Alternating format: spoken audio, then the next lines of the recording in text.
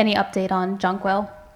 Yeah, well, she tried to come back at half time, but still had a little bit of pain. So I don't really know. I don't know if she's had any x-rays on that. And let's just hope that it's not too bad. That will keep her out. And then for Sandy and Sabrina, just 8-0 start is the best in franchise history. For me or her? Sabrina and Sandy. Okay. Yeah. Sandy. I mean, you could answer one of the players. Sorry, I picked on Sabrina. Just best start in franchise history.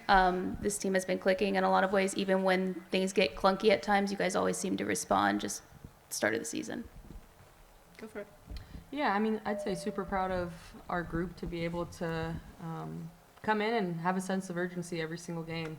We've come in, had some great wins, and also had wins where we had to grind it out. And I'd say every single game we've learned a lot as a group, continuing to just kind of fight through some adversity, but also continue to get better every game. And obviously 8-0 is great, but that's not what our goal is. And so going to take every single game kind of one by one and continue to just try and be better.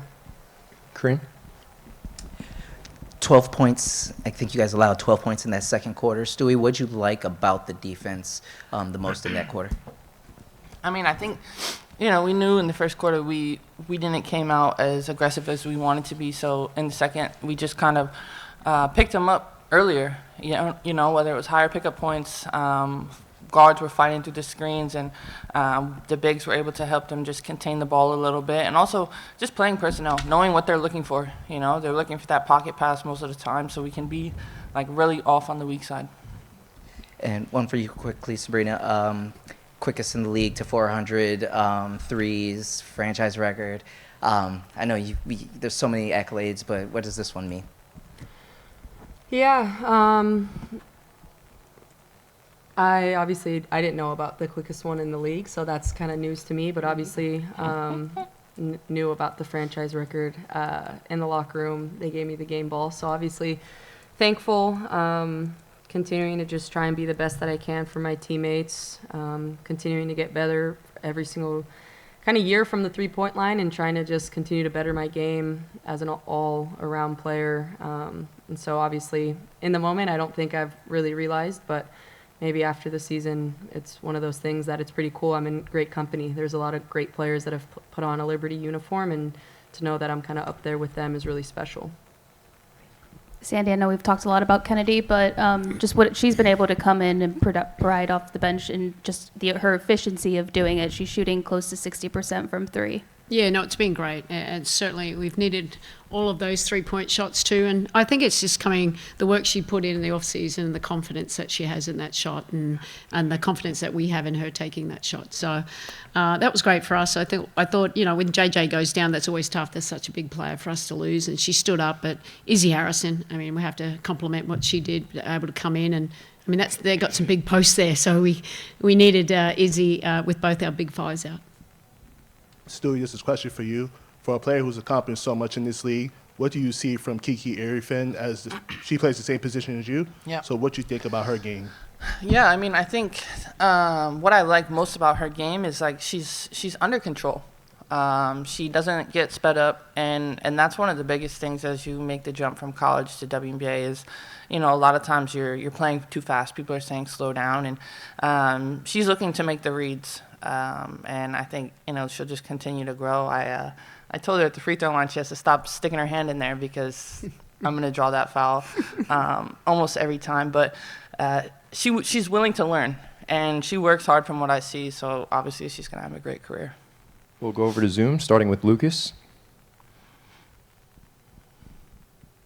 Yeah, thanks, Brian. I just wanted to ask Sandy about one more player off the bench. Beck Gardner ended up, I know it's a single game plus minus, but having the highest mark on the team. I guess, does that make sense with what she gave you tonight with her minutes? Yeah, no, 100%. Probably could have played her a little bit more there, but we had to change up the lineups with what we needed out there. But she was good, and she's just so crafty. I mean, defensively, she gets better every game, and I think she just makes plays. When the ball comes to her, she makes really good plays. Thanks. Safe travels. Jackie? Hey all, Stewie, you all scored, I think it was 13 points in that fourth quarter, but none of them were assisted on. I'm just curious why it was so difficult to, move the ball and get points on the board.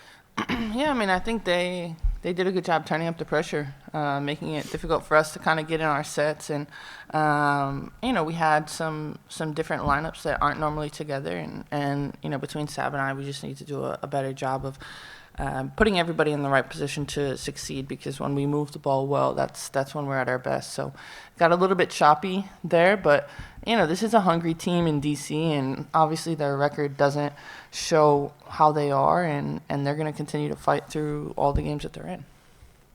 And Sabrina, you talked about how, as a team, you all learned something from each game. So I'm just curious what you took away and learned from this one and just sort of how it went. Well, we had 2 to 3 bench players that came in and played starter minutes. Obviously, like Stewie just mentioned, we haven't practiced that combination many times, and to see them come in and be so effective.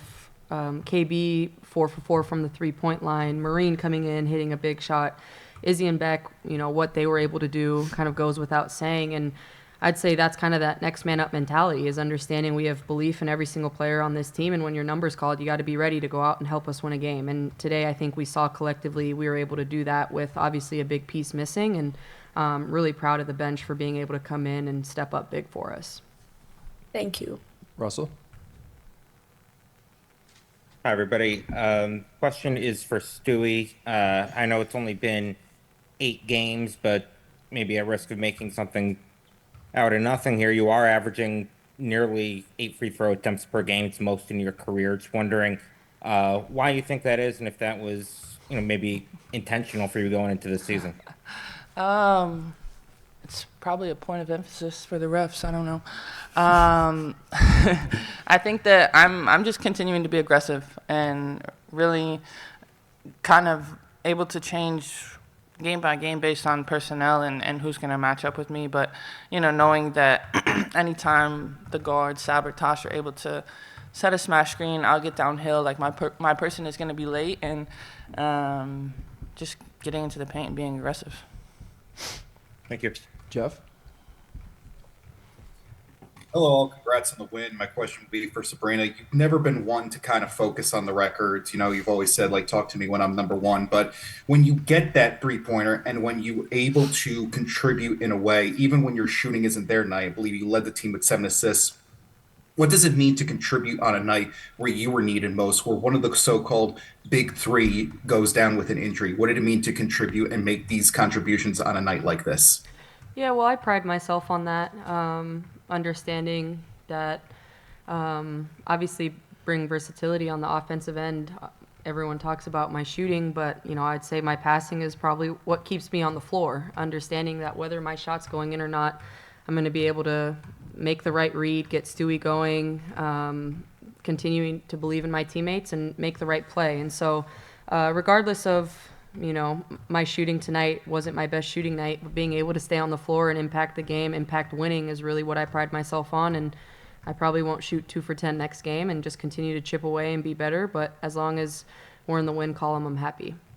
And quick one for Sandy. What was the message to the team after John Quell went down, and how do you think they responded? Appreciate your time and insight. Yeah, it's just next player mentality. It's good for us to face some adversity. And we don't want to see any of our players injured, and hopefully it's not too bad. But we had to just focus on the moment and, the players that we had available. And I thought that they stepped up. They were ready and to contribute to the best of their ability. Was it our best game? No, but we find ways to win because, we don't want to win all the time easily. We need to be pushed, and this is the way that we can grow. So I was happy with the win and how we were able to just, to find a way to get some stops when we needed to. Obviously, execution can be better. We've got footage now. Alfred? Hi, this question is for Coach. Hi, Coach. You've coached some terrific shooters such as Danny Tarazzi and another name on the Liberty's all-time three-point list, Becky Hammond. What are some traits that Sabrina Ionescu shares with them that makes her one of the all-time shooters in this league? Yeah, just the confidence. I think just their ability, they've been great for so long. You look at their technique, the way that they can get it off so quickly. They don't need too much space. They're very versatile, can catch and shoot. I mean, off the dribble, just how they can get their shot out with a little, it's really impressive to see just how great they are at what they do. And like Sabrina, she was 2 from 10 tonight, but I mean, what an amazing accomplishment for her to get to, the first one to make 400. That's pretty cool. And that shows how special she is. Great, thank you. We'll take 2 more, starting with Andrew.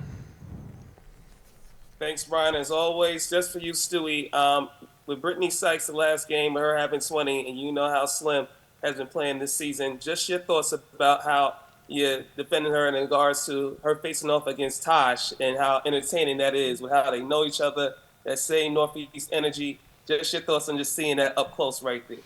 Yeah, I mean, seeing Tosh and Sykes really go at it is, it's tough, I think, because they're both incredible in what they do on both ends of the floor. And the fact that they have such a relationship for many years playing together. And Tosh knows her well and tries to give her her best shot at whatever to making things difficult. And Sykes has had an incredible start to the season, and we were able to thankfully slow her down a little bit. But, she still gets in the paint, like, all the time. We'll finish with Maddie. Breanna, this is only the second time in league history that 2 teams have gone 8-0 to start the season.